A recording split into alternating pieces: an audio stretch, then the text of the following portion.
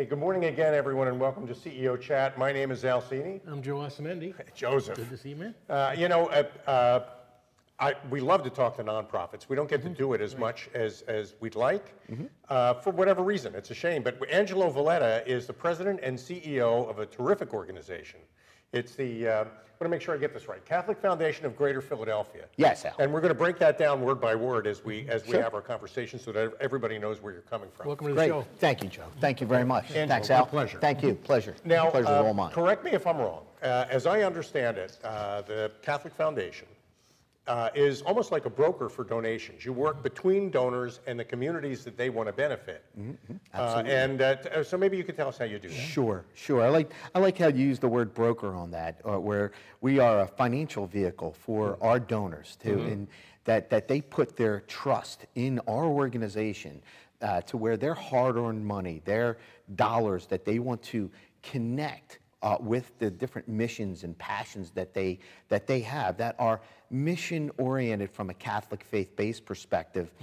They entrust us. We invest those funds. We have individuals that are on our board that help us frame the strategy as it relates to investment. We use one of the largest financial houses in the world from an investment perspective and a housing standpoint to ensure that our funds are purely protected as it relates to an infrastructure from a financial perspective, not only from security, but just running on what I like to call their rails from a financial institution standpoint. And it allows us to concentrate on stewardship to ensure that our donors' monies are being stewarded to what their particular passions and missions are that are Catholic faith-based. But you're independent from the Catholic Church, is that correct? Yeah, thank you. And it's a great point, Joe, is that yes, we are wholly independent or our own nonprofit, 501c3 for those technical folks out there.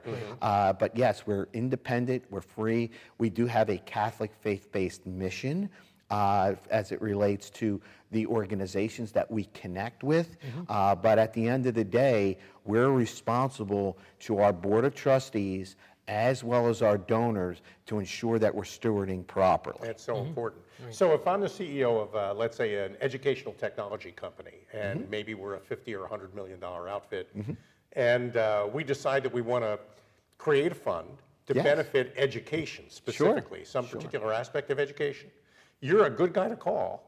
Because you'll help me figure out how to structure that so that I know my money is actually going where I intended to go. Al, you're a great salesman for me, so Is that I appreciate that. Thank you. I'm going to make sure. I want these people to call you. Yeah, so the answer is yes. And just I want to make sure I make it clear again that it is a Catholic faith-based organization, so those missions that we serve are Catholic-oriented. But as we all know, the missions that are out there, either be educational, senior and elder care, special needs. We support all individuals from a religious, ethnic, and so forth. It doesn't matter. People in need or people in need, it doesn't matter who they pray to. It doesn't matter. I was told by our Archbishop of Philadelphia is that, Angelo, the foundation has a special environment about itself, is that you're allowing missions to support all individuals. And we do this not just for Catholics. We do this because we're Catholic. It's just part of our faith that we support individuals in need, right? I have a laundry list of wonderful missions that are independent from the Archdiocese.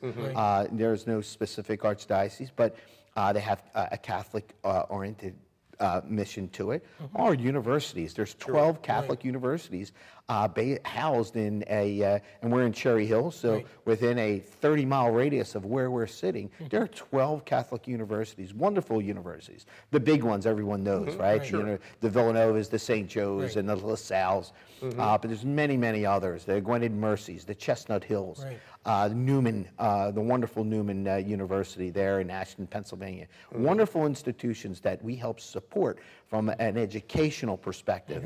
But you know what, Al, more importantly, not only higher education, but our our elementary schools and our high schools. Very important. We work with a group, the Independent Mission Schools, that a group of lay individuals got together when the Archdiocese was going to close 15 schools that are really in the most impoverished areas in the greater Philadelphia area. These wonderful individuals got together and saved these schools because not only that it was important from a faith-based mission perspective, a Catholic standpoint, but these schools were a fabric of the community, the individuals, and in these schools, 75% of the students are non-Catholic.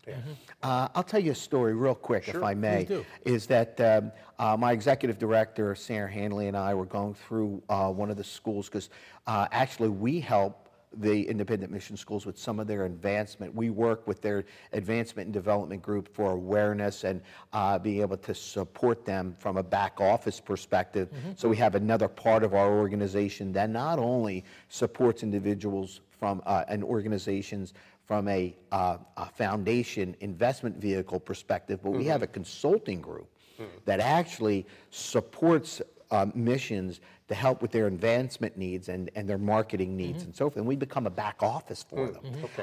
And that positive cash flow allows us to put into our granting process more dollars so we can grant dollars out to worthy missions that are in need. So I'll get back to the independent mission schools with these wealthy individuals that save these schools. So I'm in one of the schools, and there's this young little man, probably no more than 7 or 8 years old, and just a normal boy, shirt tails all taken out, jacket's a little bit too big. He's got some books in his hand, and he saw Sarah and I, and and you have to understand, these older Catholic schools have those big, huge steel doors that us three have a little problem opening because they're so heavy.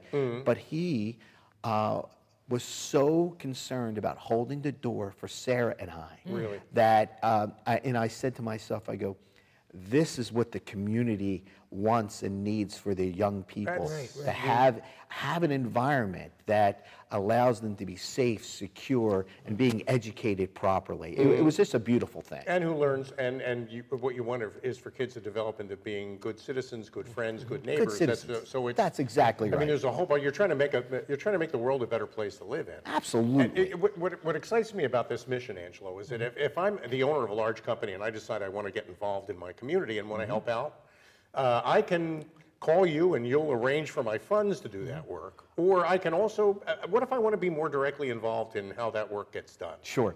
We can do that in several different ways. We have different program funds set up. We can have it specific to a particular passion and need. We call that a program fund. If we want to keep it a little bit more flexible, whereas maybe the institution will change on a yearly basis. Maybe one year it's senior and elder care, another year it's special needs and education, another time it's elementary education or high school education. Whatever that flexibility is, we'll create what we call a donor advised fund for that institution. Keep it flexible. Create what we would call a pseudo foundation to where we can have a committee set up. So on a yearly basis, maybe it's some of their customers that they want to pull together and create a consortium of sorts to help a particular mission. Now, and I'll say it again, is that all of our missions are Catholic faith-based. But again, we support all faiths, all individuals, right? So I think that's so important. You ask the question, what do you need and how can we help? You don't ask, when was the last time you went to church? Not when was at the last all. time you went to confession? Not at all. None of those things. There's no sacramental requirement anywhere in any of this. Not at all. All you need to have a legitimate need, and we need to have a donor hooked up who can provide funds to service that. That's exactly right. And we'll steward that. You know what? If you want us to do the legwork in regards to bringing 4 or 5 missions together, we can do that twice a year, once a year, 3 times a year, whatever the institution wants.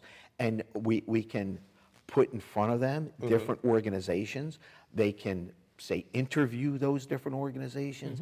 They can require those organizations to support back information on outcomes, how many individuals that they served in need, and so forth. They want to know how that works for people them. want to And know so- how their money is being served from an outcome That's perspective. so important. We're How going long to is need the to. geographic, excuse me, I'm sorry. No, go ahead. how big is your geographical reach? Well, we say that we're the Catholic Foundation of Greater Philadelphia, but that encompasses a whole lot of area, right? So Catholic means universal. it does. yeah. So while our name kind of says Greater Philadelphia, it is. That's Pennsylvania, New Jersey, Delaware, and beyond. We actually were the back office for our World Meeting of Families. When the Pope came to our great city of Philadelphia, we helped the international transfer of funds in and supporting those. I mean, we needed to raise $45 million for the Pope to come. Wow. And that money came through us. Now, it didn't stay in the foundation. Money came in, money went out because there was such a quick need of those funds, and it just money moved very, very quickly. But they entrusted us because we had the international capabilities to You have do the that as ability well. to move that money around. You can do Absolutely. that. Plus, they know that their money is safe and it's being used for what it's intended for, and that's so We're critical. stewards, and we're audited from that that's great. perspective as well. Good. Okay, we need to take a break. When we come back, there's so many questions I have to ask you. That's great. Huh? And you're the guy with the answers. So, Thank you, Al. So we'll be back with more Angelo Valletta of the Catholic Foundation of Greater Philadelphia on CEO Chat after these messages. Stick around.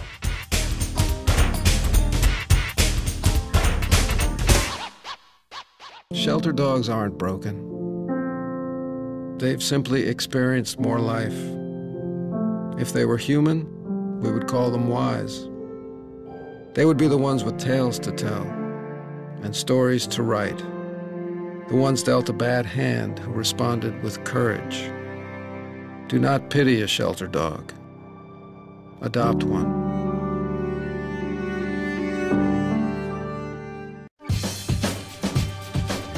Say we've got grit, and we'll take it as a compliment.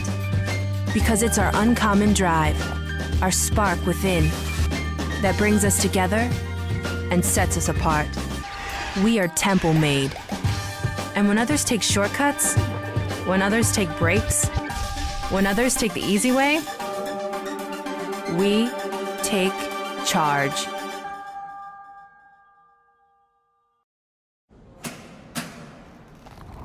I work 13 hours a day, 6 days a week. So when I'm off the clock, I gotta get stuff done.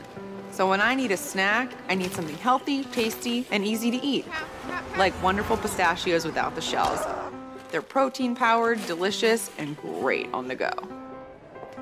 And that's perfect for me. Thanks, Liz. A woman without a lot of time.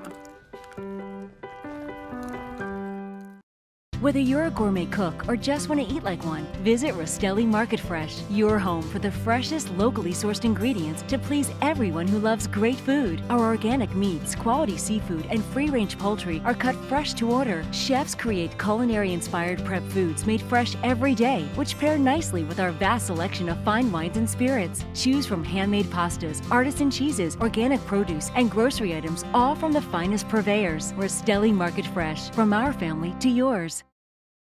RVN TV is a platform for people of any industry to share their story. Over 285,000 viewers are tuning in to RVN TV shows monthly. We guarantee a great experience that you'll be sharing with everyone you know while increasing your personal and company's brand awareness. But what is your brand? According to Forbes, it's a combination of your logo, your product, your design and feel, and your personality. Did you know that aside from being a guest, we offer even more opportunity to boost your brand? Adding your company logo and website on screen during your interview will allow viewers to recognize your brand instantly. Incorporating images and video clips is another great way to showcase your product during your live segment. Let viewers see how good you really are. And most importantly, there's you and your interview. For less than the cost of a newspaper, direct mail, or a magazine ad, you can leave our studio and within 48 hours have a permanent digital copy of your live segment to link to your social media, embed into your company website, or use in email marketing. Investing in your brand is so very important, and we can't wait to have you as a guest.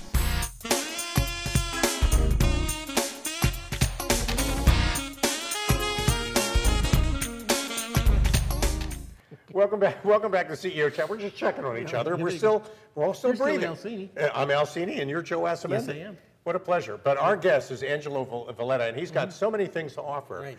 It's the Catholic Foundation of Greater Philadelphia. Yes. And during the break and before the program, we were talking about, I know we couched donors in terms of large companies that have maybe a lot of funds, but a lot of your donors are not large companies. They're ordinary people, aren't they?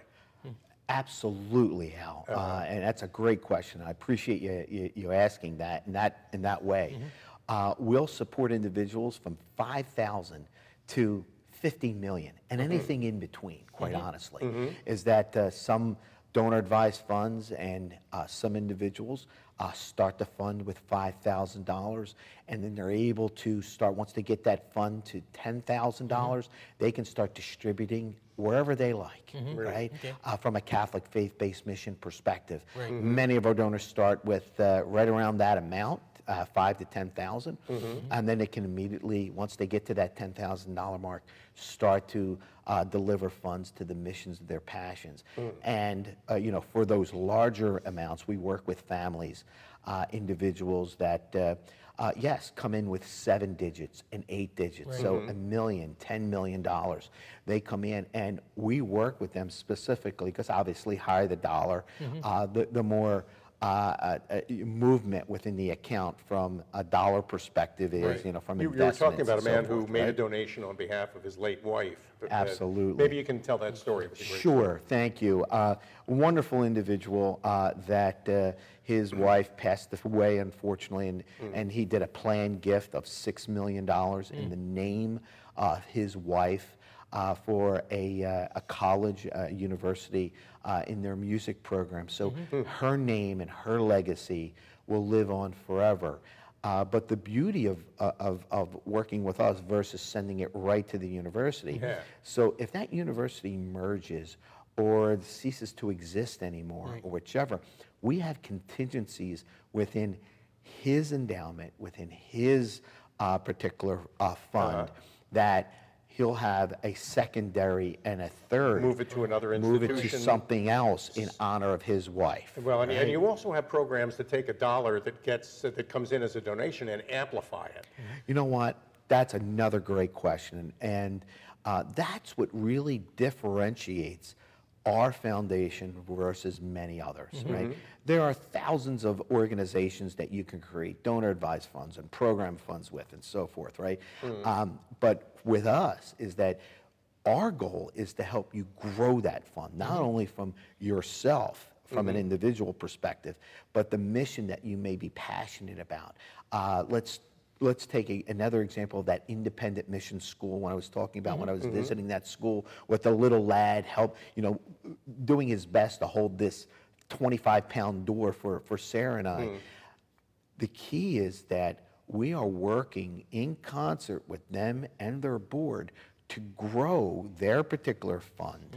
And we're working out the final details of that at this point to lift that. So if their board and their organization and their friends of the independent mission schools have the capability of a $4 to $5 million program, one of the things that we do, we want to double that for them. You know, we want to help keep them going in perpetuity because we know the need.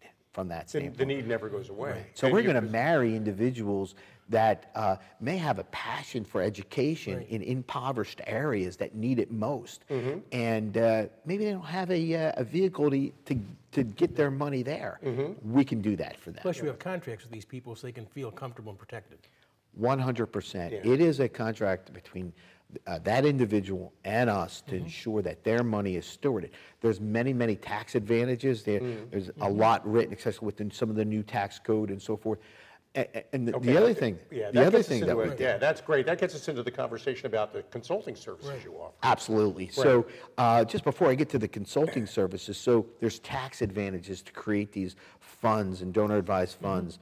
And we welcome the work with their tax the people, their tax individuals that they have built years of trust with, or their wealth manager to ensure that what's being built is right for that family, individual, institution. So we do that. So again, Al, as how we differentiate ourselves as it relates to growing these funds, yes, we have that consulting arm and that consulting organization that helps lift those organizations from an advancement and development, from a back office perspective. Grant writing, we talked a little bit about that before. Nobody knows how to do that. That's a big deal. That's a challenge. So we do that as an office perspective, and the individuals have been doing this for many, many years within it. So, and we're able to tap our experience of the many different organizations that we have done business with to kind of create a methodology and a best practice approach. That's right. How did you get your organization started?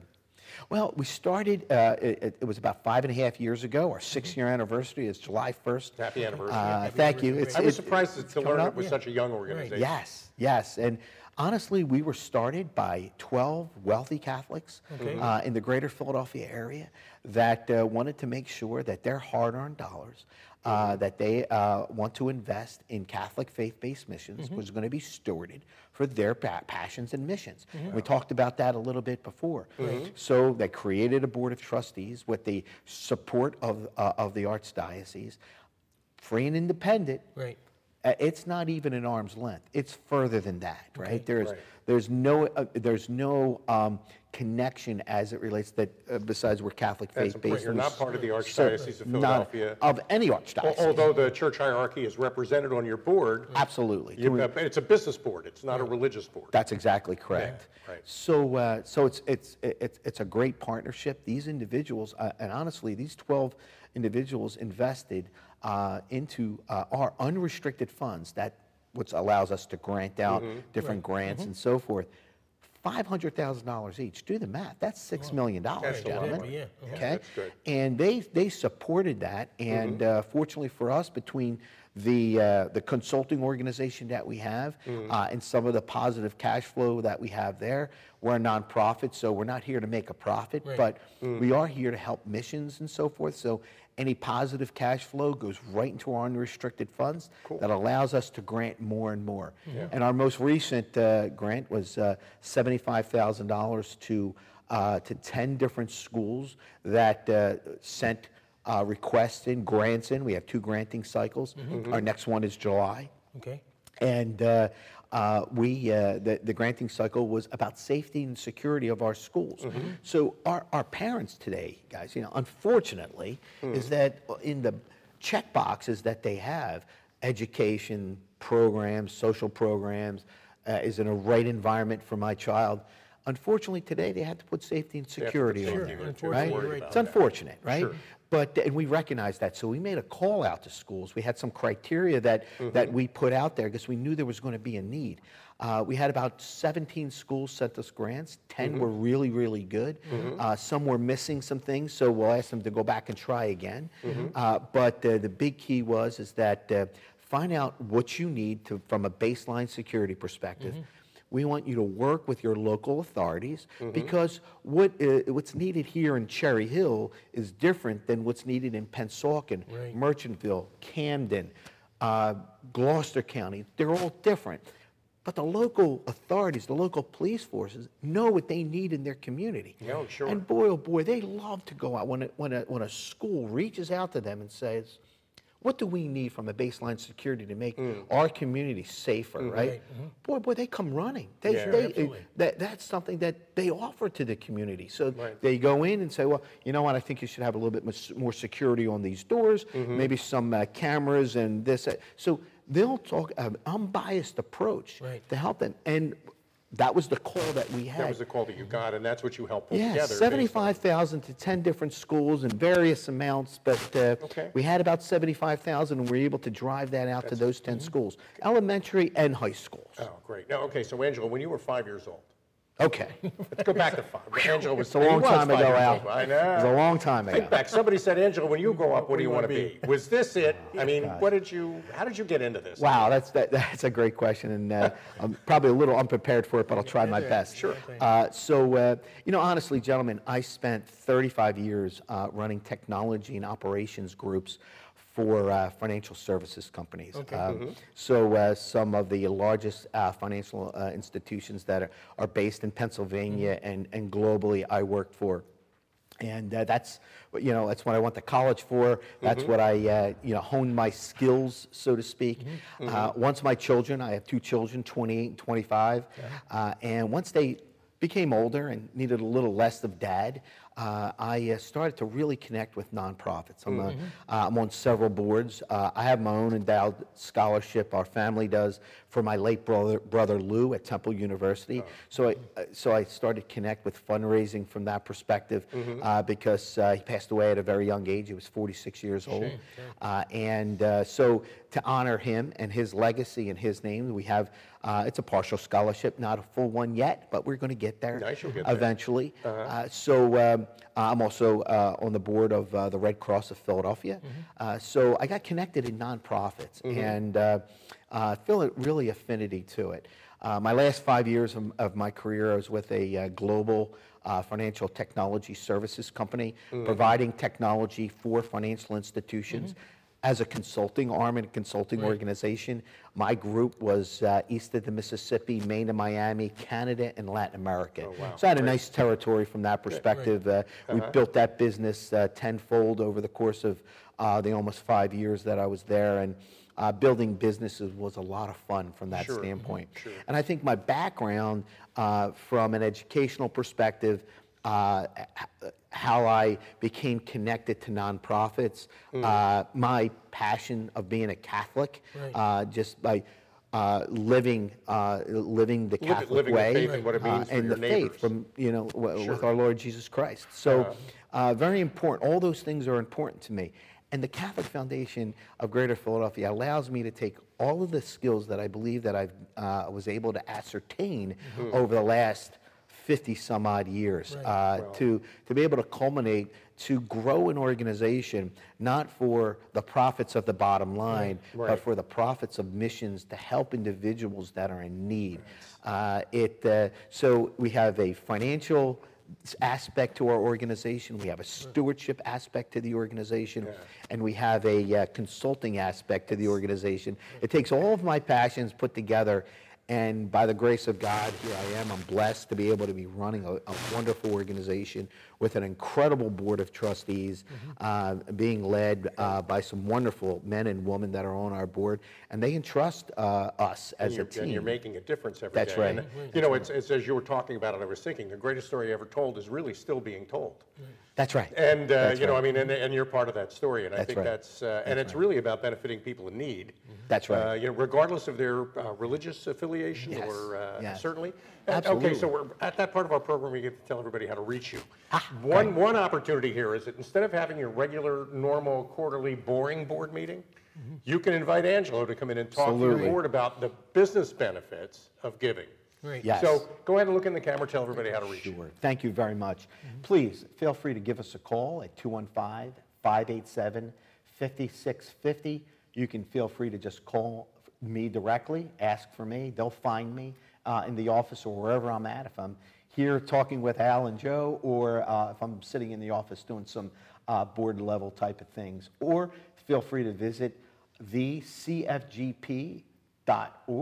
That's CFGP, like Catholic Foundation of Greater Philadelphia, thecfgp.org. Take a look, cruise around our website. Feel free to reach out to us that way as well. So thank you very much, gentlemen. What a pleasure having you on the program. Angelo Valletta, president of the Catholic Foundation of Greater Philadelphia. You got money, you want to make sure it's spent where you want it spent, call this guy. You got a problem, you need help getting it solved, call this guy. So great to have you around. Thank you. Thanks Thank much, you, Joe. Great having you on the program. Thank you very much, gentlemen. And thanks all of you for joining us today on CEO Chat. My name is Alcini. I'm Joe Asamendi. And we'll be back next Friday with more CEO Chat. Until then, have a great weekend. Have a great weekend. Be safe, sound, and join us next week. Yeah, definitely. Thank you. Great. Thank you.